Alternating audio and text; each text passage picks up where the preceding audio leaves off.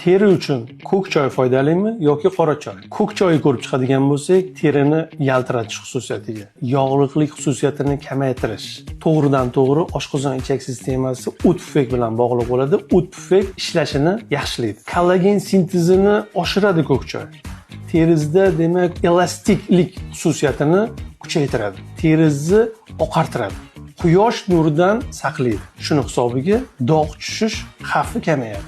Ko'k choyni ko'p ichib yurgan odam terini mancha qavati, ya'niki o'sha terini himoyalovchi yog' qavatini miqdorini normada ushlab turadi. Shuni hisobiga terisi yaltirab har doim blesk bo'lib turadi. Endi qora choyga o'tadigan bo'lsak, akne kasalligini kamaytiradi. Allergik kasalliklarni, terini, qichma kasalliklarini kamaytiradi va oshqozon ichak sistemasidagi o't qopidagi dimlanishlarni kamaytiradi. Shuni hisobiga yuzingizdagi har xil mayda toshmalar nisbatan kamayadi. Tanlov o'zingizdan, lekin meni tavsiyam har doim ko'k choy.